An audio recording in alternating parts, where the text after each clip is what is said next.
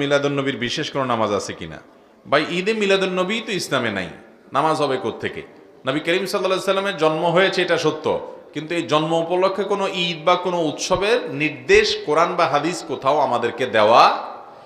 একজন মুসলমানের আদেশ নিষেধ পাওয়ার জায়গা কোনটা? কোরআন এবং হাদিস। কোরআন এবং হাদিসে কোনো একটা জাল হাদিসেও নবী করিম সাল্লাল্লাহু আলাইহি সাল্লামের জন্মের দিনটাকে উৎসব হিসাবে উদযাপনের কোনো নির্দেশনা বিলকুল। আরে ভাই, জন্মদিবস উদযাপন এটা তো পেগানদের কাজ।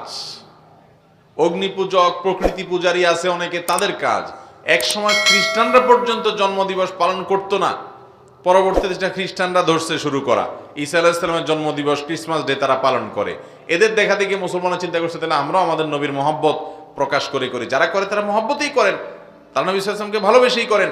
অথচ নবী সাল্লাল্লাহু আলাইহি ওয়াসাল্লাম ইহুদি খ্রিস্টানদের অনুসরণ করতে নিষেধ করেছেন। আমরা সেই কাজই করছি। আমাদের নবীজি নিজে নিজের জন্মদিবস বছরে একবার এরকম উৎসব করা, এটা তিনি করেন নাই। না চার খলিফার কেউ করেছেন, না কোনো সাহাবী করেছেন, কোনো জাল হাদিসেও নাই। অতএব ঈদে মিলাদুন নবী নামে যেটা আমরা উদযাপন করি, এটার অস্তিত্বই ইসলামে নাই। কোরআন হাদিসে এরকম কিছু করতেই বলা হয় না। ইসলাম পূর্ণাঙ্গ দিনের বিধান, যার কারণে এটার আবার আলাদা নামাজ কোত্থেকে আসবে? মুরগি জবাই করার সময় মাথা আলাদা হয়ে গেলে সে মুরগি খাওয়া জায়েজ হবে কি? দরকারি প্রশ্ন। অনেক সময় বিশেষ করে মুরগি জবাই করতে গেলে গ্রামাঞ্চলে নিজের মুরগির নিজেরা জবাই করা হয়, বা দোকানদার অনেক সময় জবাই করার সময় এমন জন্য পোজ দেয় কল্লাটা আলাদা হয়ে যায়, হয় কি হয় না? তো মুরগি জবাই করতে গিয়ে যদি এরকম কল্লা আলাদা হয়ে যায়, পৃথক হয়ে যায়, পড়ে যায় একেবারে, তাহলে সেক্ষেত্রে সেই মুরগি খাওয়া যাবে, হালাল হবে। কারণ মুরগি বা যে কোনো পশু জবেটা হালাল হওয়ার জন্য তার রগগুলো ঠিকঠাক মতো কাটা যাওয়া হলো শর্ত। রগগুলো 4টা রগের ভিতরে 3টা রগ কাটা গেছে, বাস বিসমিল্লাহ বলে জবাই করছেন, মুসলমান জবাই করছে, এটুকু যথেষ্ট মুরগি হালাল হওয়ার জন্য। সেটুক তো হয়েছে, বিসমিল্লাহ আল্লাহু আকবার বলে বলছে, আবার রগও কাটা গেছে, মুরগি খাওয়া হালাল। কিন্তু কল্লা যে পৃথক হয়ে গেছে, এটা ইচ্ছাকৃত এরকম করা অবশ্যই অনুচিত।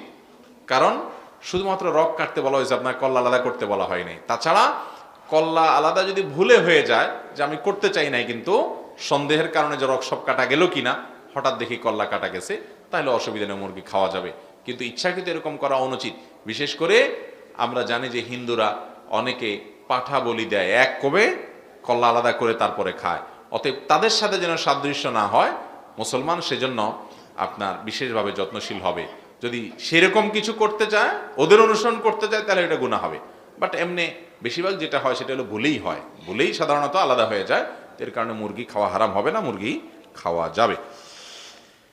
এরপরে প্রশ্ন হলো, টয়লেট করার পর অবশ্যই কি ঢিলা কুলুক ব্যবহার করতে হবে? টয়লেট করার পর পানি ব্যবহার করবেন, আর পানি ব্যবহার করার আগে ঢিলা কুলুক, টিস্যু এরকম কোনো কিছু দিয়ে পরিষ্কার করে নেবেন। এই দুইটাই যদি ব্যবহার করেন সেটা সবচেয়ে উত্তম। কোরআনে কারিমে আল্লাহ বলেছেন, ইন্নাল্লাহা ইউহিব্বুত তাওয়াবিন ওয়া ইউহিব্বুল মুতাতাহহিরিন।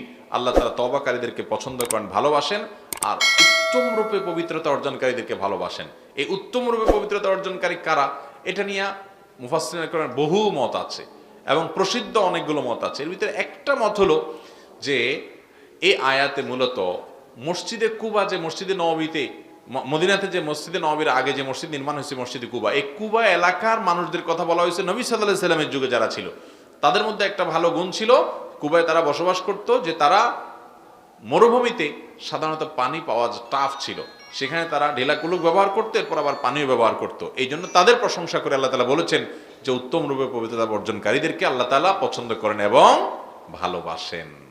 অতএব ঢিলা কুলুক বা টিস্যু ইত্যাদি ব্যবহার, এরপরে পানির ব্যবহার, দুইটা করতে পারলে অধিকতর উত্তম।